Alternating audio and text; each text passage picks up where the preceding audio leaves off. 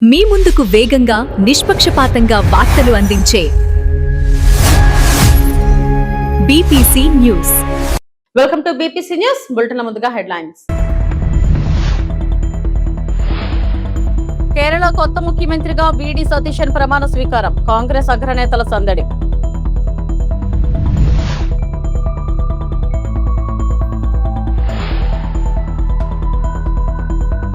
Tirupati special sub జైలుపై హోంమంత్రి అనిత ఆకస్మిక తనిఖీ.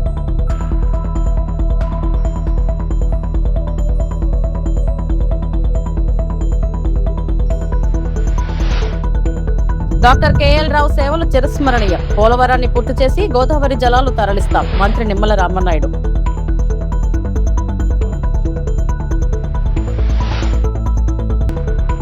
హైబ్రిడ్ కాంగ్రెస్ గా మారిన తెలంగాణ ప్రభుత్వం. జగదీష్ రెడ్డి విమర్శలు.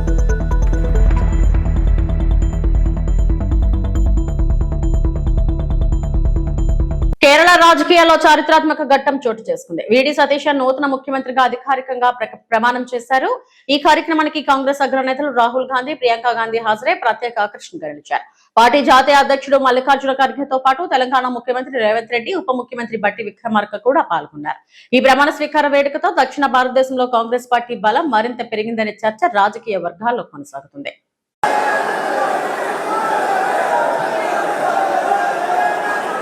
ഞാൻ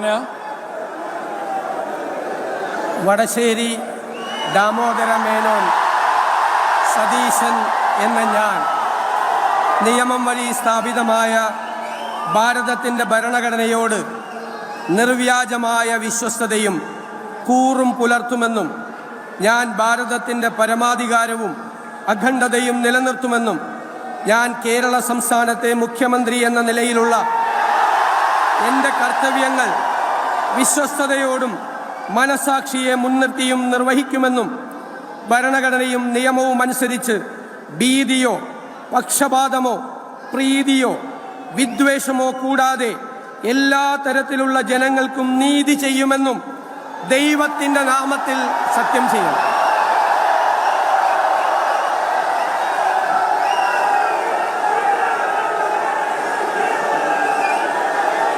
ഞാൻ വടശ്ശേരി ദാമോദര മേനോൻ സതീശൻ എന്ന ഞാൻ കേരള സംസ്ഥാനത്തെ മുഖ്യമന്ത്രി എന്ന നിലയിൽ എൻ്റെ പരിഗണനയിൽ കൊണ്ടുവരുന്നതോ എൻ്റെ അറിവിൽ വരുന്നതോ ആയ ഏതെങ്കിലും വിഷയം അങ്ങനെയുള്ള മന്ത്രി എന്ന നിലയിലുള്ള എൻ്റെ കർത്തവ്യങ്ങളുടെ മുറപ്രകാരമുള്ള നിർവഹണത്തിന് ആവശ്യമാകുന്നതൊഴികെ ഞാൻ ഏതെങ്കിലും ആൾക്കോ ആളുകൾക്കോ നേരിട്ടോ നേരിട്ടല്ലാതെയോ അറിയിച്ചു കൊടുക്കുകയോ വെളിപ്പെടുത്തി കൊടുക്കുകയോ ചെയ്യുകയില്ലെന്ന് ദൈവത്തിൻ്റെ നാമത്തിൽ സത്യം ചെയ്യുന്നു.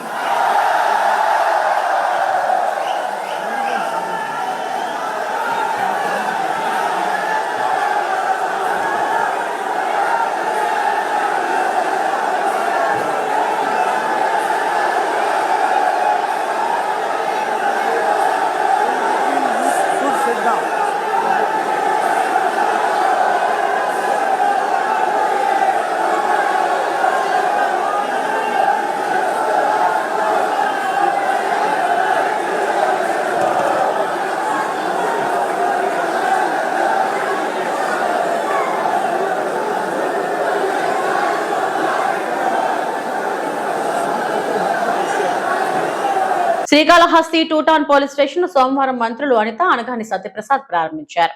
2.75 కోట్లతో ఈ పిఎస్ నిర్మించామని అనిత అన్నారు. 2008లో భూమి పూజ చేసి 2018లో శంకుస్థాపన జరిగినప్పటికీ గత ప్రభుత్వం దీనిని ఒక ఇటుక రాయి కూడా వేయలేకపోయిందన్నారు.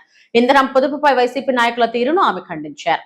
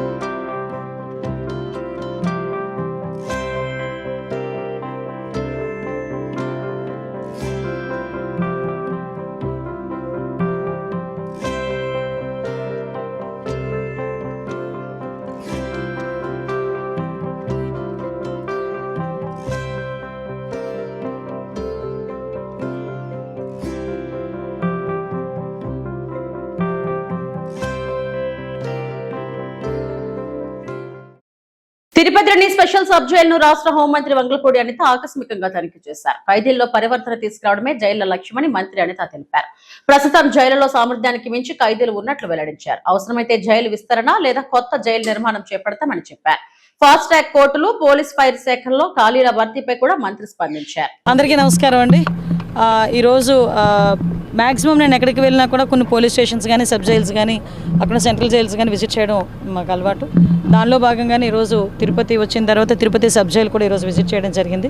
ఎందుకంటే పర్టికులర్గా తిరుపతి సబ్ జైలుకి రావడానికి గల బలమైన కారణం ఏంటంటే, ఇది ఆల్రెడీ డిస్ట్రిక్ట్ హెడ్ క్వార్టర్ కింద వచ్చినప్పుడు కంపల్సరీగా ఇక్కడ ఒక జిల్లా జైలు అన్నది ఏర్పాటు చేయాల్సిన అవసరం ఉంది. ఈరోజు ఇక్కడికి వచ్చిన తర్వాత ఇప్పటికే 140 మెంబర్స్ ఉన్నారు. కెపాసిటీ ఆఫ్ 120, బట్ 140 మెంబర్స్ ఈరోజు ఇక్కడ ఉండటం, అందులోనే మనకి లేడీ ప్రిజనర్స్ కొంతమంది ఇక్కడ కూడా ఉండడం జరిగింది. అయితే వీళ్ళకి ఒక సపోర్టివ్గా కంపల్సరీగా ఒక మంచి జైలు మనం ఇక్కడ కన్స్ట్రక్ట్ చేయాల్సిన అవసరం ఉంది. దాని మీదనే ఇప్పుడు ఒకసారి అధికారులతో కూడా చర్చించడం జరిగింది. ఒకసారి కలెక్టర్ గారితో కూడా మాట్లాడి ఇన్ కేస్ అంటే ఇక్కడ కనుక కోర్టు ఎక్కడికైనా షిఫ్ట్ అయితే ఇక్కడ దీన్ని మనం ఏదైనా అలాట్మెంట్ చేయించుకోవడానికి అవుతుందా, లేదు అనుకుంటే కొత్త ప్లేస్ ఏదైనా మన అలాట్మెంట్ అయితే కనుక జైలు అక్కడ కన్స్ట్రక్ట్ చేస్తే కనుక జిల్లా జైలు అవసరం కాబట్టి ఈరోజు అదొకటి చూసాం. ఈరోజు ఖైదీల భద్రత ఒకటి మా బాధ్యత కింద తీసుకుంటున్నాం. దానిలో భాగంగానే సుమారుగా ఈ చిన్న 70 సెంట్స్ అన్నారు నాతో పాటు, ఈ విస్తీర్ణం అంతా కూడా 70 సెంట్స్, అందులోనే దగ్గర 26 నుంచి 30 CCTV కెమెరాస్ పెట్టుకొని కంటిన్యూ మానిటర్ చేసుకొని ఎక్కడా కూడా వాళ్ళకి ఎటువంటి ఇబ్బంది కలగకుండా చూసుకోవాలి. అట్ ద సేమ్ టైం వాళ్ళు కూడా ఒక పరివర్తన రావాలి. నేను ఇందాకే లోపలికి వెళ్ళినప్పుడు చెప్పాను ఒక మాట, హాస్పిటల్కి జైలుకి వచ్చిన తర్వాత మళ్ళీ రావాలని కోరుకోకూడదు, గుడికి వెళ్తేనే మళ్ళీ వచ్చి దర్శనం చేసుకోవాలని కోరుకోవాలి. అంతే తప్పించి హాస్పిటల్కి వెళ్ళినా అదేవిధంగా జైలుకి వచ్చినా కూడా ఎట్టి పరిస్థితులు మళ్ళీ రావాలని కోరుకోకూడదు. ఆ పరివర్తన అన్నది ఇక్కడ నుంచే స్టార్ట్ అవ్వాలి. దానికి మీరందరూ కూడా దోహదపడాలని చెప్పడం జరిగింది. ఈరోజు దాని మీదనే దానిలో భాగంగానే మేము అందరం కూడా పనిచేస్తాం.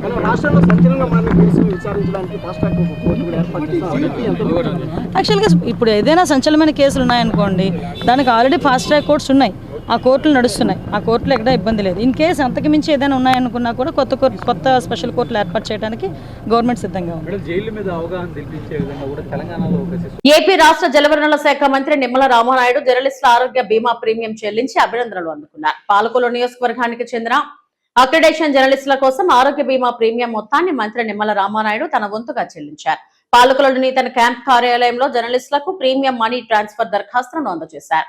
కూటమి ప్రభుత్వం అమలు చేస్తున్న 25 లక్షల ఆరోగ్య బీమా పథకంలో భాగంగా అక్రిడేషన్ జర్నలిస్టుల కుటుంబాలకు ప్రభుత్వం 50% ప్రీమియం భారం భరిస్తుండగా మిగిలిన 50% మొత్తాన్ని మంత్రి నిమ్మల రామానాయుడు స్వయంగా చెల్లించారు.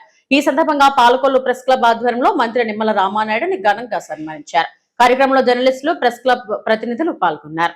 25 లక్షల రూపాయల వాళ్ళ వైద్యం నిమిత్తం బీమా సౌకర్యం ఆంధ్రప్రదేశ్ కూటమి ప్రభుత్వం కల్పిస్తూ దానికి సంబంధించినటువంటి ప్రీమియం 2500 రూపాయలకి 1250 రూపాయలు గవర్నమెంట్ చెల్లిస్తూ మిగిలినటువంటి 1250 రూపాయలు జర్నలిస్టులు చెల్లించుకునేటువంటి విధంగా అక్రిడేషన్ కార్డు ఉన్నటువంటి ప్రతి జర్నలిస్టుకి కూడా 25 లక్షల రూపాయల వైద్య సౌకర్యం ఈ ప్రభుత్వం అందించినటువంటి విషయం మనందరికీ తెలుసు.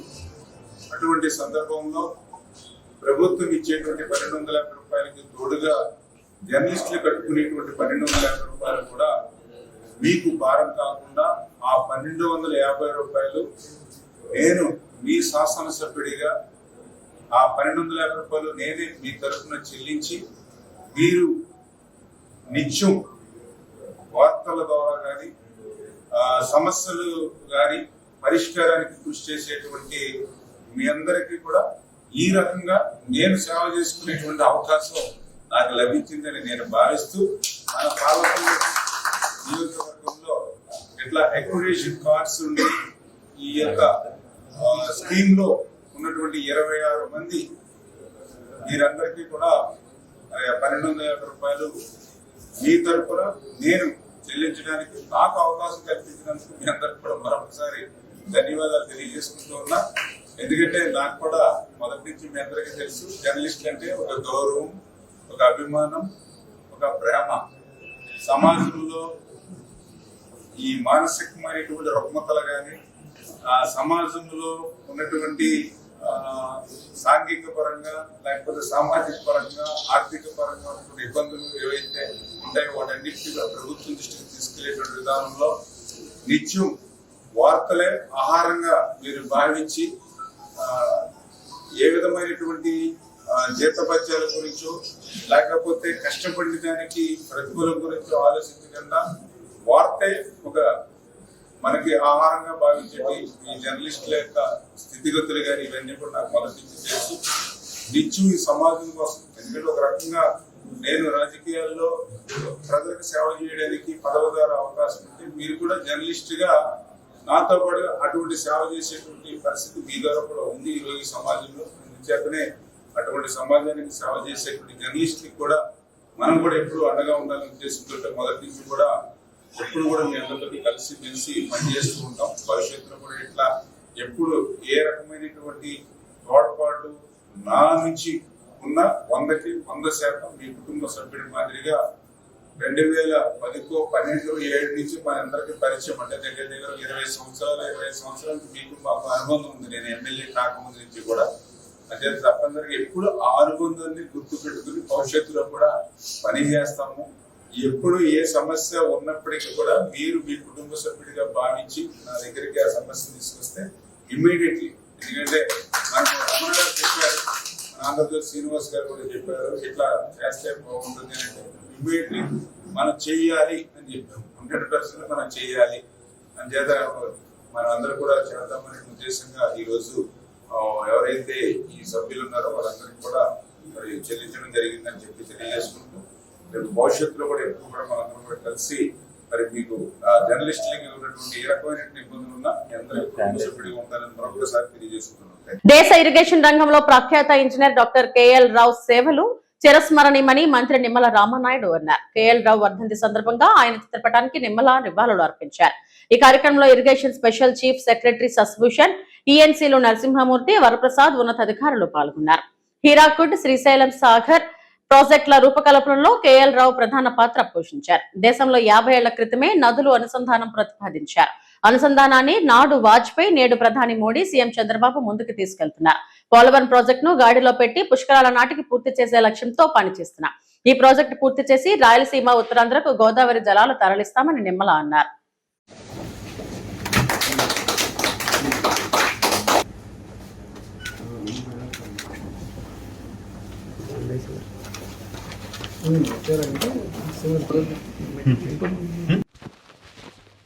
మనవాడు మన తెలుగు బిడ్డ కేఎల్ రావు గారి వర్ధంతిని ఈరోజు మన ఇరిగేషన్ శాఖ ద్వారా సెక్రటరియట్లో ఆయనకి ఘనంగా నివాళులర్పించడం జరిగింది.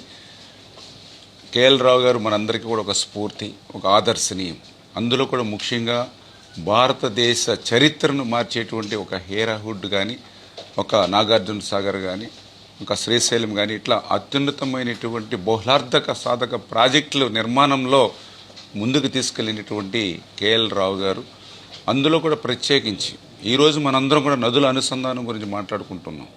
కానీ ఆయన అప్పట్లోనే భారతదేశంలో ఉన్నటువంటి కరువు కాటకాలు పోవాలి అని అంటే గంగా నది, మహానది, గోదావరి, కృష్ణ, కావేరి అంటే ఒక గార్లెండింగ్ ఆఫ్ రివర్స్ అనేది, నదుల అనుసంధానం అనేది ఆ రోజు మన తెలుగు బిడ్డ కేఎల్ రావు గారు ప్రతిపాదించారు అని అంటే అందుకే ఆయన మనకు ఒక స్ఫూర్తి, ఒక ఆదర్శనీయం అని చెప్పి తెలియజేసుకుంటూ అటువంటి కేఎల్ రావు గారి స్ఫూర్తిని ఆ రోజు వాజ్పేయి గారు, మరి ఈరోజు నరేంద్ర మోడీ గారు, అందులో ముఖ్యంగా మన రాష్ట్ర ముఖ్యమంత్రి చంద్రబాబు నాయుడు గారు ఆ కేఎల్ రావు గారు అందించినటువంటి నదుల అనుసంధానాన్ని దృష్టిలో పెట్టి ఆ రోజు గోదావరి నుంచి కృష్ణాకి పట్టిసీమ ద్వారా మరి అనుసంధానం చేయడం ద్వారా 1300 కోట్ల రూపాయలు పట్టిసీమకు వెచ్చిస్తే ఈరోజు 5 సంవత్సరాల్లోనే 50,000 కోట్ల రూపాయలు సంపదను సృష్టించినటువంటి పరిస్థితి మనం పట్టిసీమ ద్వారా చూసాం. రేపు భవిష్యత్తులో కూడా ఈ యొక్క నదుల అనుసంధానాన్ని ముందుకు తీసుకెళ్లేటువంటి విధంగా కేఎల్ రావు ఆశించినటువంటి విధంగా ముందుకు తీసుకెళ్లేటువంటి విధంగా మన రాష్ట్ర ముఖ్యమంత్రి చంద్రబాబు నాయుడు గారు కూడా మరి ముందుకెళ్తున్నారనే విషయాన్ని కూడా ఈ సందర్భంగా తెలియజేసుకుంటూ ఉన్నాం. తెలంగాణ కాంగ్రెస్ ప్రభుత్వంపై మాజీ మంత్రి ఎమ్మెల్యే జగదీష్ రెడ్డి తీవ్ర విమర్శలు చేశారు. తెలంగాణలో ఉన్నది అసలు కాంగ్రెస్ కాదని, మోడీ చంద్రబాబు కలయికతో పుట్టిన హైబ్రిడ్ కాంగ్రెస్ అని వ్యాఖ్యానించారు. రైతుల సంక్షేమంపై ఈ ప్రభుత్వానికి ఎలాంటి చిత్తశుద్ధి లేదని ఆరోపించారు. నల్గొండ రైతాంగ పోరాట చరిత్రను గుర్తు చేస్తూ నిజాంను ఎదిరించిన గడ్డపై ఈ కాంగ్రెస్ ఎంతకాలం నిలుస్తుందో ప్రజలు నిర్ణయిస్తారని జగదీష్ రెడ్డి అన్నారు. వచ్చిన తెల్లవారి నుంచి ఇప్పటి వరకు ఎట్లా దోసుకోవాలి, ఎట్లా దాచుకోవాలని ఆలోచన తప్ప ఈ జిల్లాలో ఉన్న మంత్రులకు, కాంగ్రెస్ ఎమ్మెల్యేలకు ఒక్కనాడంటే ఒక్కనాడు రైతు గురించో, కూలి గురించో, నిరుద్యోగ గురించో, ఇంకోరి గురించో ఆలోచన చేసింది లేదు, రివ్యూ చేసింది లేదు, మాట్లాడింది లేదు. నేను ఒక్కనన్నాడు ప్రతి సంవత్సరం ఒక్క వ్యవసాయ రంగం మీద ప్రతి జిల్లాలో 4 రివ్యూలు అవుతుండే, 3 జిల్లాలో 12 రివ్యూలు చేద్దాం. ఇద్దరు మంత్రులు కలిసి ఇప్పటి వరకు ఒక్క రివ్యూ కూడా చేయలేదు. కేవలం ఒకసారి వ్యవసాయ శాఖ మంత్రి వచ్చింది కాబట్టి వచ్చిర్రు. మొన్న 5 మంత్రులు కలిసి వచ్చిపోయారు, 4 కలిసి. వేరే వాళ్ళు వచ్చినాడు వచ్చుడు తప్ప, వాళ్ళు బోధమన్నందుకు వచ్చుడు తప్ప వీళ్ళకి జిల్లా పట్ల ఏమాత్రం సోయలేదు. ప్రత్యేకించి రైతాంగం పట్ల నాశనం అయిపోయి నడ్డి విరిగిపోయిన తెలంగాణ రైతాంగాన్ని, నల్గొండ జిల్లా రైతాంగాన్ని కేసీఆర్ కరెంట్ ఇచ్చి 24 గంటల కరెంటుతో అత్యంత ఎక్కువ లాభపడ్డ జిల్లా కూడా మన జిల్లానే. నల్గొండ జిల్లాలోనే అత్యధిక మోటార్లు ఉండే, 5 లక్షల మోటార్లు ఉంటాయి. మోటార్ పంప్ సెట్లు ఉన్నది కేవలం నల్గొండ జిల్లాలోనే హైయెస్ట్. ప్రతిది కూడా రైతు తన కష్టంతో తన అప్పు చేసి వేసుకున్న బోర్లు తెచ్చుకున్న మోటార్లే. ఉచిత కరెంటుతో లాభపడ్డ జిల్లా కూడా నల్గొండ జిల్లానే. కాబట్టి ఇప్పటికైనా రైతాంగం అందరూ కూడా చైతన్యం కావాలి. కేవలం ఏదో సోషల్ మీడియాలో హీరో అని వచ్చి అడిగితే మాట్లాడటం కాదు. మళ్ళీ పాత రోజులు గుర్తు తీసుకొచ్చుకోండి. తెలంగాణ రైతాంగం కదిలితే ఏమైతుందో, ఆనాడు గంత పెద్ద మునగాడని సొంత మిలిటరీ ఉన్న నిజాంనే తరిమి కొట్టిన వాళ్లకు ఈ అడ్రస్ లేని కాంగ్రెస్ దేశంలో ఎక్కడ లేకుండా పోయి ఒక్కకాడ మిగిలిన కాంగ్రెస్, అది కూడా సగం కాంగ్రెస్, సగం చంద్రబాబు, సగం మోడీ ఏజీ. ఇవాళ ఈ కాంగ్రెస్ మోడీ చంద్రబాబులకు పుట్టిన హైబ్రిడ్ కాంగ్రెస్. మోడీ చంద్రబాబులకు పుట్టిన హైబ్రిడ్ కాంగ్రెస్ ఇవాళ తెలంగాణలో ఉన్న కాంగ్రెస్. ఒరిజినల్ కాంగ్రెస్ కార్యకర్తలు అందరూ కూడా బాధపడుతున్నారు. వాళ్ళు మన వైపే చూస్తున్నారు. ఈ హైబ్రిడ్ గాలితో ఉండే బదులు మీతోనే వస్తాం, రేపు కేసీఆర్ తోనే వస్తామని నాతో మాట్లాడుతూనే ఉన్నారు అందరు జిల్లాలో ఒరిజినల్ కాంగ్రెస్ కార్యకర్తలు అందరూ కూడా. ఈ హైబ్రిడ్ గాల పని పట్టాలి, రైతాంగం విముక్తి కావాలి. ఇవాళ ఉన్న ఈ రేవంత్ రెడ్డి నాయకత్వంలో ఉన్న కాంగ్రెస్ పార్టీని బొందబెట్టాలి, దాంతో ఆ ప్రభుత్వం నుంచి దించాలి. ఆ రోజే తెలంగాణ రైతాంగానికి విముక్తి లభిస్తుంది. దీనికి నల్గొండ జిల్లా నుంచే నాంది పలకాలి. ఈ ధర్నానే దానికి నాంది కావాలని చెప్పి కోరుకుంటూ జై తెలంగాణ. తెలంగాణ రాష్ట్రంలో ఎక్కడ చూసినా రైతుల కళ్ళల్లో కన్నీళ్లు కనిపిస్తున్నాయని మాజీ మంత్రి ఎమ్మెల్యే సబితా ఇంద్రారెడ్డి ఆవేదన వ్యక్తం చేశారు.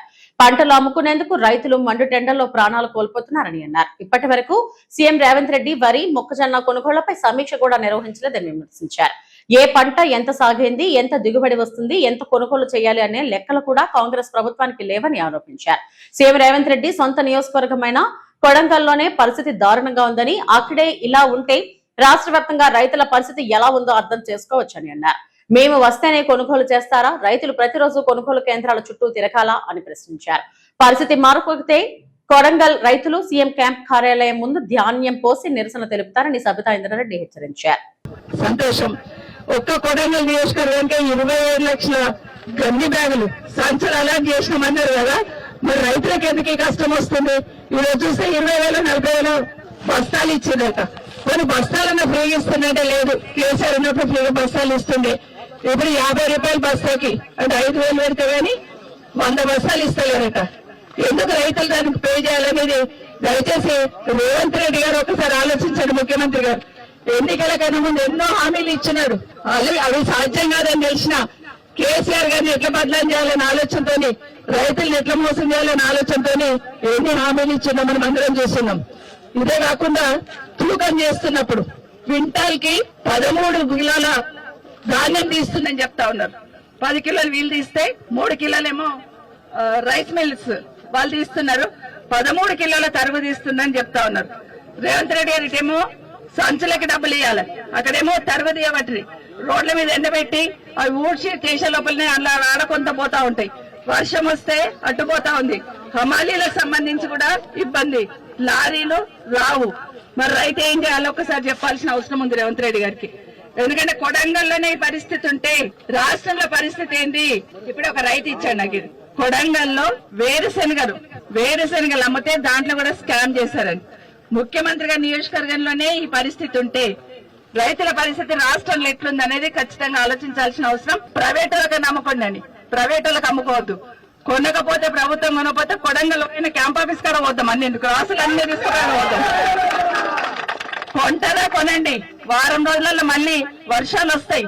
అంత లోపల కొనకపోతే రైతన్నలందరూ బండి వెనక బండి కట్టుకొని తీసుకొని పోయి ఏడవస్తాము. ముఖ్యమంత్రి గారి క్యాంప్ ఆఫీస్ దగ్గర వస్తాం. కుత్బుల్లాపూర్ లోని ఐడిపిఎల్ హెచ్ఎండబ్ల్యూ ఎస్ఏఎస్బి వాటర్ వర్క్స్ ముందు ఎమ్మెల్యే కేపీ వివేకానంద గౌడ్ ఆధ్వర్యంలో మహిళలు ఖాళీ బిందెలతో నిరసన చేపట్టారు. తీవ్ర నీటి సమస్యను వెంటనే పరిష్కరించాలని డిమాండ్ చేశారు. ఈ సందర్భంగా వివేకానంద గౌడ్ మాట్లాడుతూ బీఆర్ఎస్ ప్రభుత్వ హయాంలో కేసీఆర్ అనేక రిజర్వాయర్లు నిర్మించి ప్రతి ఆడబిడ్డ నీటి కష్టాలను తీర్చారని అన్నారు. రేవంత్ సర్కార్ వచ్చిన తర్వాత ప్రతి కాలనీ బస్తీ తీవ్ర నీటి సమస్యతో ఇబ్బందులు పడుతుందని విమర్శించారు. ఇళ్లలోని నీటి పైపుల్లో ప్రెషర్ లేకపోయినా రేవంత్ రెడ్డి మాటల్లో మాత్రం గాలి ఎక్కువగా ఉందని ఎద్దేవా చేశారు. గాలి మోటార్లో బ్యాగులు తీసుకుని ఢిల్లీకి వెళ్లడం కాదు, ప్రజలకు నీళ్లు అందించేందుకు రిజర్వాయర్ల చుట్టూ తిరగాలి అంటూ రేవంత్ రెడ్డిపై విమర్శలు గుప్పించారు. రాకముందు పరిస్థితులు మళ్ళీ కనపడుతూ ఉన్నాయి, మళ్ళీ ఉత్పన్నం అవుతా ఉన్నాయి. ఈ సమస్యలు ఇప్పుడిప్పుడే వస్తా ఉన్నాయి. నీళ్లు లేవు, వచ్చే నీళ్లు కూడా అరకొర వస్తా ఉన్నాయి, ప్రెజర్ లేదు. అదేమంటే మీదికెళ్ళి నీళ్లు రావట్లేదని చెప్పేసి అధికారులు ఇబ్బంది పడే పరిస్థితి ఉన్నది. ఈరోజు ముఖ్యమంత్రి గారేమో గాలి మూటలు తిరుగుకుంటా గాలి మాటలు మాట్లాడుతున్నాడు తప్ప ప్రజల సమస్యలు పట్టించుకున్న పాపన పోతలేడు. అరే ఉన్న నగరాన్ని గాలి కొదిలిపేసి ఉన్న నగరాన్ని ఫ్యూచర్ లేకుండా చేసి ఉన్న సిటీకి ఫ్యూచర్ లేకుండా చేసి లేని సిటీ గురించి ఫ్యూచర్ గురించి మాట్లాడుతూ ఉన్నాడు ఈ ముఖ్యమంత్రి.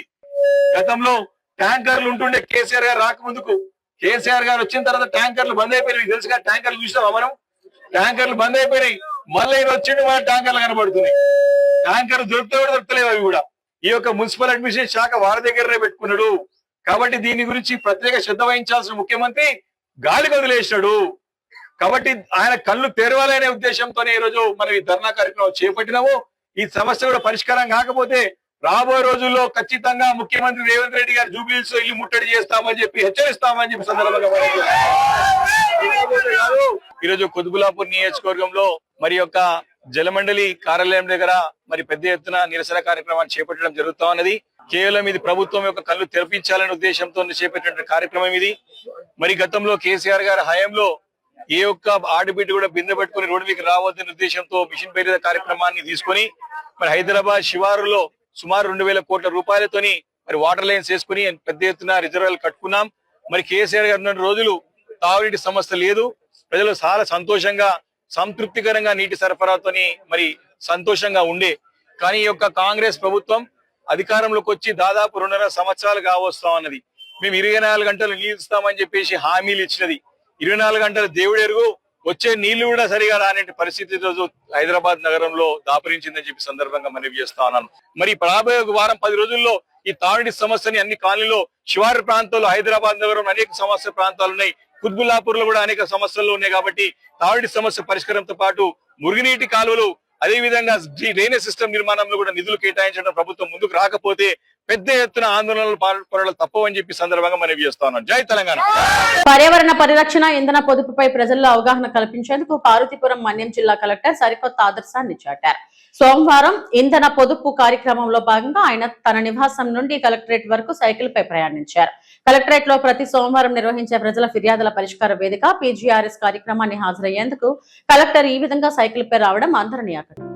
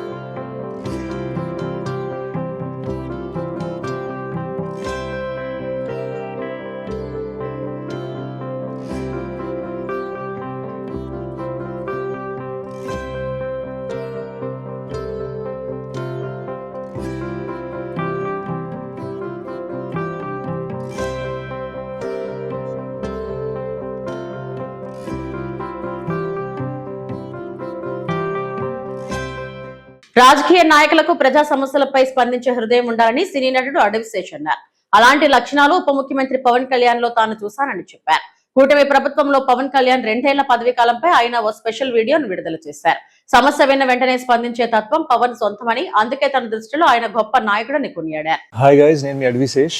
మనందరం మన నాయకుల నుంచి కోరుకునేది వాళ్ళకి ఒక స్పందించే హృదయం ఉండాలని. అలాంటి స్పందించే హృదయం అందరికన్నా ఎక్కువ నేను పవన్ కళ్యాణ్ గారిలో చూశాను.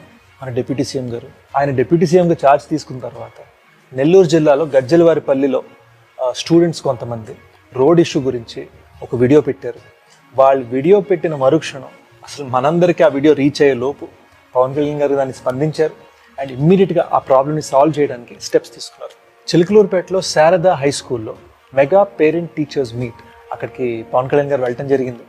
అక్కడికి ఆయన వెళ్ళినప్పుడు పిల్లలు వాళ్ళ కంప్యూటర్ ల్యాబ్లో మంచి computers, up to date computers ఉంటే బాగుంటుందన్నారు. ఇంకా వాళ్ళ లైబ్రరీకి కూడా ప్రత్యేకమైన బుక్స్ అడిగారు. 9 రోజులు తిరగకుండానే 25 కొత్త computers and complete library upgrade Pawan Kalyan గారు చేశారు. పవన్ కళ్యాణ్ గారు నాకు కెరీర్ బిగినింగ్ నుంచి ఇష్టం అని, ఆయన ఇప్పుడు ఒక గొప్ప లీడర్ అయ్యారు. మన డిప్యూటీ సీఎం గారికి అండ్ గవర్నమెంట్కి keep up the good work and good luck. Srikalahasti పట్టణంలో ఆర్డీఓ కార్యాలయం వద్ద శ్రీకాళహస్తిలో ప్రత్యేక రాజ్యాంగం అమలవుతుందంటూ వైసీపీ నేతలు ఆగ్రహం వ్యక్తం చేశారు. ట్రస్ట్ బోర్డు మాజీ చైర్మన్ అంజూరు తారక శ్రీనివాసులు మాట్లాడుతూ బియ్యపు పవిత్రారెడ్డి ఆధ్వర్యంలో ఆర్డీఓ ఆఫీస్ వద్ద ఇంధన ధరలు తగ్గించాలని నిరసన చేపట్టి అధికారులకు వినతిపత్రం అందజేశారు. పెరిగిన ఇంధన ధరలతో నిత్యావసర వస్తువుల ధరలు పెరుగుతున్నాయని ఆందోళన వ్యక్తం చేశారు. వైసీపీ బ్యానర్లు తొలగించారని ఆరోపిస్తూ కమిషనర్ పై మండిపడ్డారు. ఈ కార్యక్రమంలో ఎమ్మెల్యే కుమార్తె పవిత్రారెడ్డి, కంటా ఉదయ్, వైసీపీ నాయకులు, కార్యకర్తలు పాల్గొన్నారు.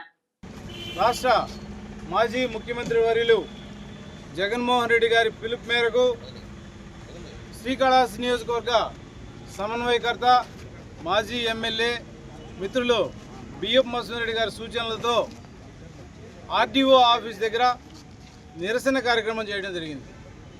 ఈ రాష్ట్రంలో పెట్రోలు, డీజిల్ ధరలు అటు కర్ణాటకతో పోల్చుకున్నా, తమిళనాడుతో పోల్చుకున్నా, తెలంగాణతో పోల్చుకున్నా 4 రూపాయలు ధరలను పెంచడమే కాకుండా రోడ్డు డెవలప్మెంట్ సెస్ అని చెప్పి ఇంకొక రూపాయి కూడా అదనంగా పెంచుతూ ఉన్నారు. రాష్ట్ర ప్రభుత్వం ఎలక్షన్లకు ముందు చంద్రబాబు నాయుడు గారు, లోకేష్ ఇద్దరు కూడా సంయుక్తంగా చెప్పారు, ఈ రాష్ట్రంలో జగన్మోహన్ రెడ్డి గారు విపరీతంగా ధరలు పెంచుతున్నాడు, పెట్రోల్ ధరలు పెంచాడు, డీజిల్ ధరలు పెంచాడు, మేము ఒక్క రూపాయి కూడా పెంచము అని చెప్పి నమ్మబలిగాడు. ఈరోజు ఇతర రాష్ట్రాలతో పోల్చుకుంటే మన రాష్ట్రంలోనే అత్యధికంగా ధరలు పెంచారు. 3,391 కోట్ల రూపాయలు పెట్రోలు ద్వారా, డీజిల్ ద్వారా ఈ రాష్ట్ర ప్రభుత్వంలో ఉండే ప్రజల మీద ఆర్థిక భారాన్ని మోపుతున్నారు. 3,391 కోట్లు అంటే మీరు ఆలోచించండి, ప్రజల మీద ఎంత భారం పడుతూ ఉంది. ఈ భారాన్ని భరించాల్సింది రాష్ట్ర ప్రభుత్వం. ఇతర రాష్ట్రాలతో పోల్చుకుంటే అత్యధికంగా వసూలు చేస్తున్నారు. కాబట్టి రైతాంగం తరఫున, కూలీల తరఫున, వ్యాపారస్తుల తరఫున ఇప్పుడు విపరీతంగా అన్ని రకాల ధరలు పెరుగుతున్నాయి. కాయగూరలు పెరుగుతున్నాయి, వంట నూనెలు పెరుగుతున్నాయి, ఉప్పులు పెరుగుతున్నాయి, పప్పులు పెరుగుతున్నాయి, బియ్యం పెరుగుతుంది. ఈ పెరగడానికి కారణం ఏంటంటే ట్రాన్స్పోర్ట్ యొక్క ఖర్చు పెరిగిపోవడం. ట్రాన్స్పోర్ట్ ఖర్చు పెరగడానికి కారణం ఈ డీజిల్, పెట్రోల్ ధరలు పెరగడం. వీటన్నిటికీ మూల్యం చెల్లించాలంటే జగన్మోహన్ రెడ్డి గారి పిలుపు మేరకు రాష్ట్రంలో వైఎస్ఆర్ కాంగ్రెస్ పార్టీ శ్రేణులు మాత్రమే కాదు, యావత్ ప్రజల్లో నుంచి కూడా మార్పు రావాలా. ఆయన చెప్పి 2 సంవత్సరాలు పూర్తి కాకముందే అన్ని రకాల ధరలు పెంచుకుంటూ పోతున్నారు. కాబట్టి ప్రజల్లో మార్పు రావాలి. ప్రజల కోసం పనిచేసే ప్రభుత్వాన్ని కాపాడుకోవాలా. ప్రజల కోసం పనిచేసిన జగన్మోహన్ రెడ్డి గారిని ఎన్నికల ద్వారా దూరం చేసుకొని ఇప్పుడు అందరూ కూడా బాధపడుతున్నారు. దయచేసి ఈ పెట్రోల్, డీజిల్ ధరలను వెంటనే రాష్ట్ర ప్రభుత్వం తక్షణం ధరలు తగ్గించాలని చెప్పి వైఎస్ఆర్ కాంగ్రెస్ పార్టీ నాయకత్వం కోరుకుంటా ఉంది. ప్రతి సమస్యకి కూడా పరిష్కార దిశగానే వైఎస్ఆర్ కాంగ్రెస్ పార్టీ శ్రేణులు పనిచేస్తున్నాయి. ఈ 2 సంవత్సరాల్లో నిన్నటికి నిన్న ఈ కార్యక్రమమే చేయొద్దని చెప్పి పోలీసులు ఫోన్ చేస్తారు. ఈ కార్యక్రమం అనేది రాష్ట్ర పిలుపు, వైఎస్ఆర్ కాంగ్రెస్ పార్టీ రాష్ట్ర పిలుపు. రాష్ట్రంలో అన్ని నియోజకవర్గాల్లో జరుగుతున్న ప్రోగ్రాం ఇది. కానీ కాళహస్తిలో ప్రత్యేక రాజ్యాంగం, పోలీస్ రాజ్యాంగం నడుస్తూ ఉంది. ఈ పోలీస్ రాజ్యాంగం ఏంటంటే కార్యక్రమం కూడా జరపకూడదు అనే రకంగా తయారైంది. 4 మాడా వీధుల్లో సంవత్సరాలు సరిపడి కట్టిన బ్యానర్లు ఒక్కటి కూడా ఇప్పట్లే కూటమి ప్రభుత్వాలది. ఒకే ఒక రోజు ఈ యొక్క స్థానిక సమన్వయకర్త మాజీ ఎమ్మెల్యే బిఎఫ్ మోసరెడ్డి గారి బ్యానర్లు కడితే ఒక్క రోజుకే ఆ బొమ్మ చూసే ధైర్యం లేకుండా. ఇవి ఇప్పటివరకు నా బులెటిన్ అప్డేట్స్. నమస్తే.